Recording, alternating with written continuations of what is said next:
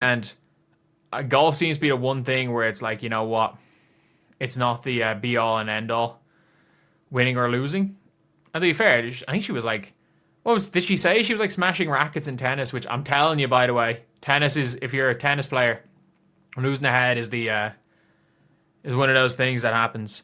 But so Caitlin has had a putt right here. Looks a little flummoxed. All right, amidst the recent footage from the LPGA Pro-Am tournament has captured significant attention, featuring Caitlin Clark's participation in the golfing event. This marked the first public sporting appearance for Clark in several months, offering fans a chance to witness her engaging with athletics outside of basketball. The event showcased Clark in a relaxed recreational setting where she appeared to enjoy herself despite not demonstrating elite-level golf skills. This represents an interesting contrast for someone known for their competitive drive and excellence in basketball. Golf appears to be one activity where winning isn't the primary focus, though Clark has mentioned being competitive even in tennis, admitting to racket-smashing incidents in the past.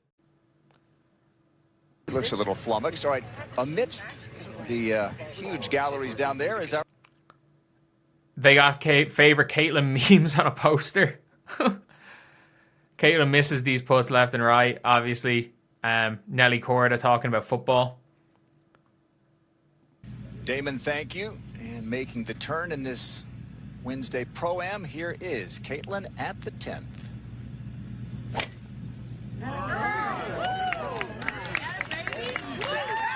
Yeah.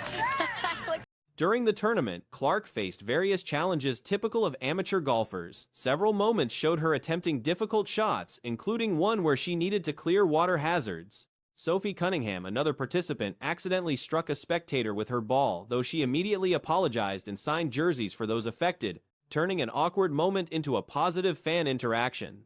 The highlight of Clark's appearance came on the 10th hole after receiving instruction from Jamie, who advised her to adjust her hand release through the ball. The shot that generated the most excitement was an exceptionally long putt that Clark successfully completed.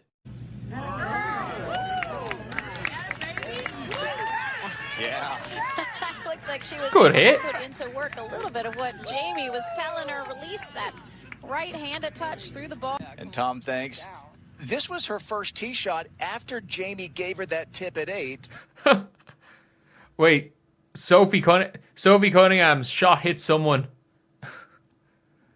Jesus. That's a good-looking practice swing right there. Let's go.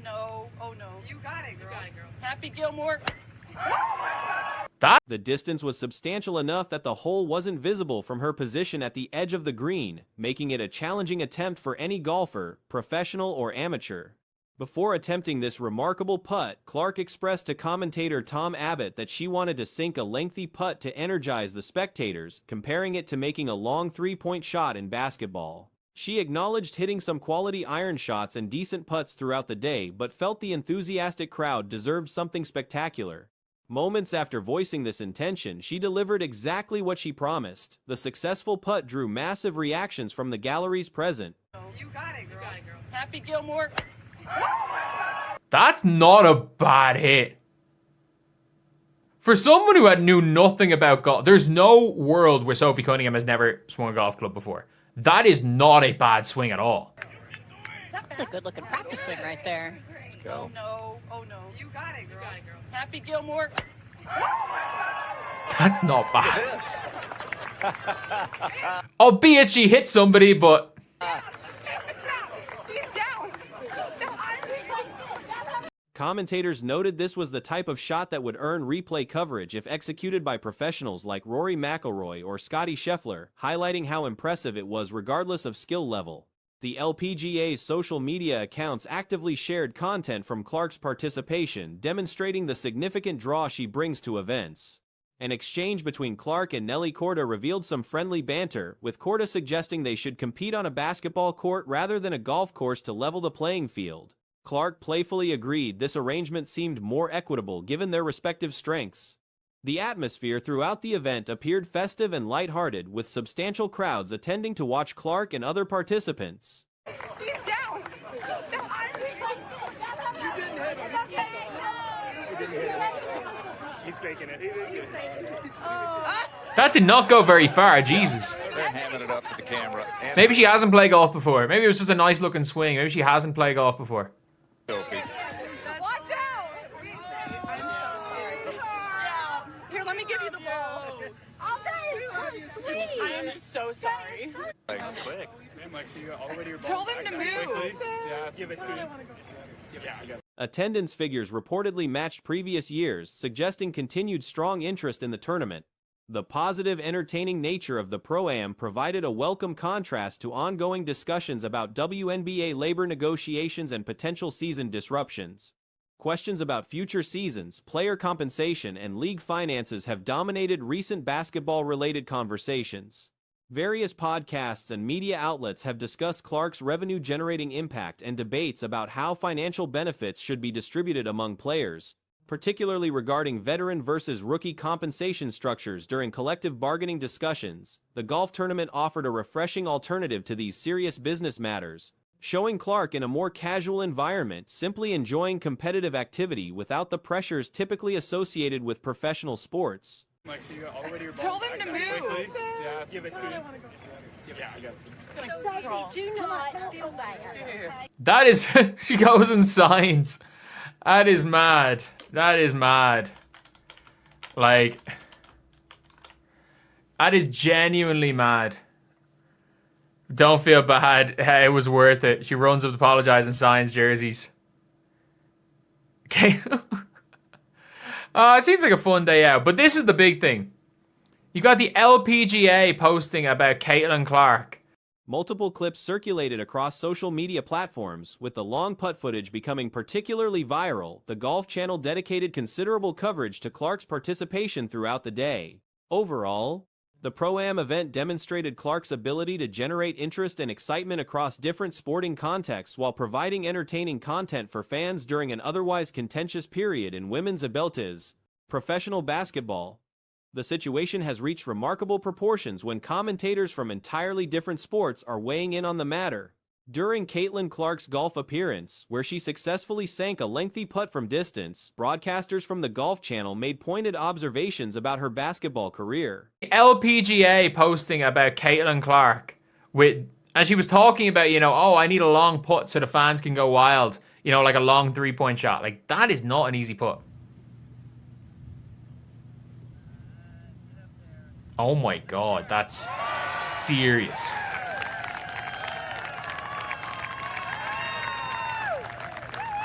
Are they just drunk? They're 100% just drinking. They are 100% drinking. And like... the commentary was striking in its directness. As they watched Clark participate in the golf event, the announcers noted that considering how her initial seasons in the WNBA unfolded, she might appreciate competing in a sport without physical contact. The remark wasn't subtle, and it came from individuals who have no direct connection to basketball or the women's professional league. What makes this particularly significant is that people outside the basketball world are now openly discussing the excessive roughness Clark has endured. The observation that she would welcome playing a non-contact sport speaks volumes about how widespread the perception has become. They are 100% drinking. And like, that is that's not an easy putt at all. If we're being honest, like that, check out the distance. You can't even see the hole. Like, you actually can't even see the hole. She's not even on the green. She's at, like, the edge of the green. Sorry about those beeps right there. But she's on the edge of the green. Like, that is a tough shot to make for anybody. For anyone that... This awareness extends beyond fans and analysts who follow the league closely. The concern wasn't limited to outsiders and media personalities. Clark's own family members voiced complaints about the aggressive treatment she received on the court. When relatives begin expressing worry publicly, it indicates the severity of the situation.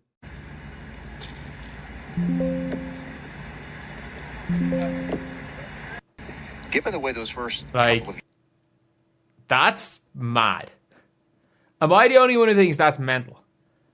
That you have now got, like, non-WNBA or, like, not even basketball affiliated people being out there saying, given the way those first 2 years went in the WNBA, Caitlin may be glad she's playing a non-contact sport. And they're not wrong. They're absolute. While Clark herself must maintain focus and cannot afford to dwell on unfair treatment during games, those closest to her recognize the problem. Evidence of the rough play is undeniable. Clark absorbed numerous hard fouls throughout her seasons, with many observers noting she was deliberately targeted.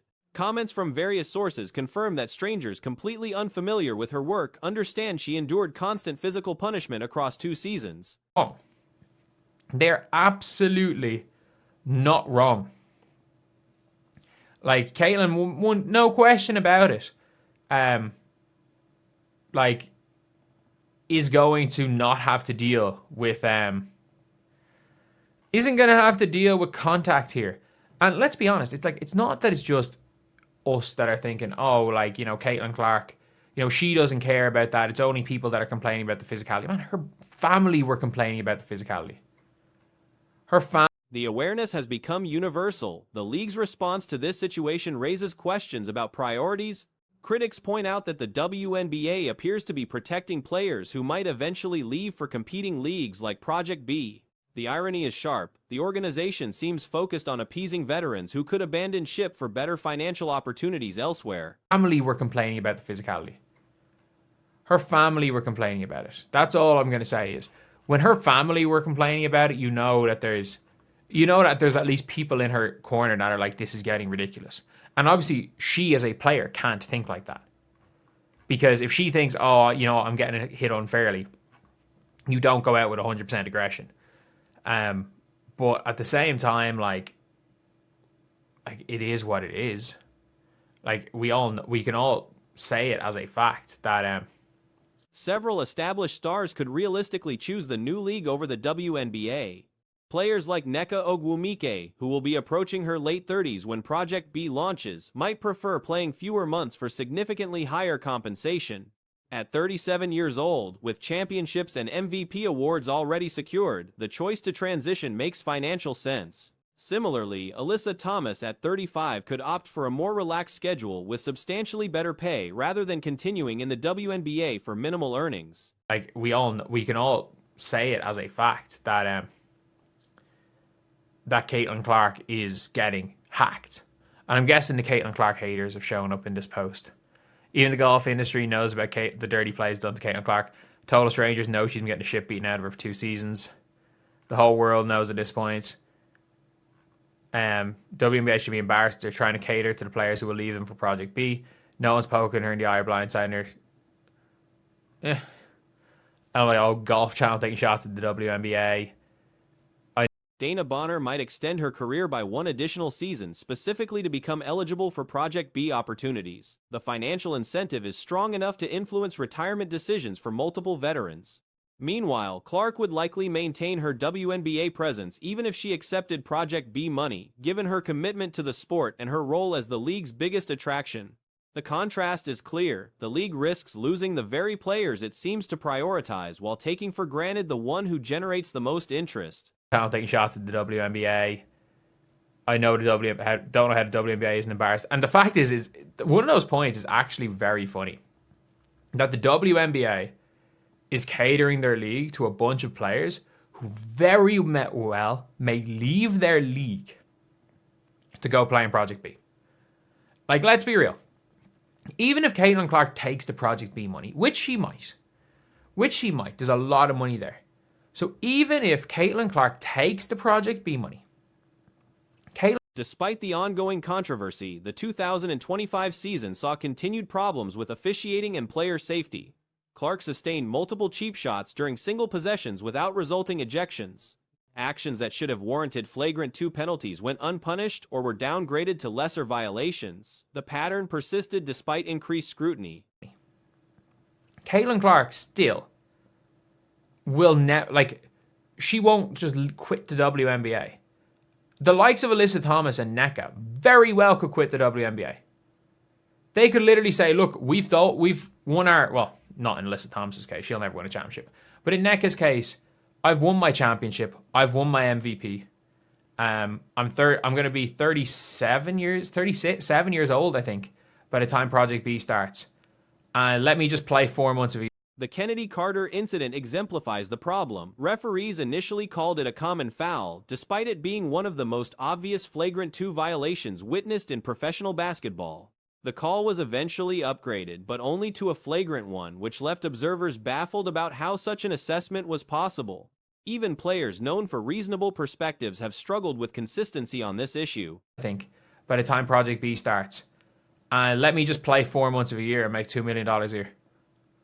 Let me just play 4 months a year. You know what? I was probably going to retire then, so let me just go and play. If you're Alyssa Thomas, yeah, I'm going to be 35 years old. Let me just chill at 35 years old and make millions of dollars.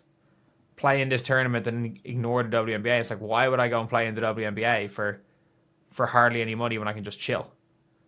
And I would not be surprised if we see Dewana Bonner playing 1 more year of WNBA just so she can take the Project B money. Like, some athletes make valid points about excessive physicality being problematic, only to contradict themselves by suggesting such treatment is acceptable when directed at Clark specifically. The double standard has been implied repeatedly, with multiple players essentially arguing that rough play toward 155 players is unacceptable while rough play toward the 156th player is justified. This mentality appears deeply embedded in the league culture that emerged strongly in 2024 when officials began tolerating actions that crossed the line from competitive physicality into dangerous cheap shots. Had referees made correct calls immediately, the negative publicity could have been minimized. Just so she can take the Project B money. Like, I would not be surprised if we see her play 1 more year for that reason. But it's one of those things where I'm just like, it's just crazy that the league sees all this negative publicity and the league are like, yes, more of that. Oh, the general population thinks that our league is just people beating the shit out of star players. You know what? We need to double down on that. We need to double down on that. Instead, delayed responses and inadequate penalties amplified the criticism. The broader public perception of the WNBA has suffered as a result.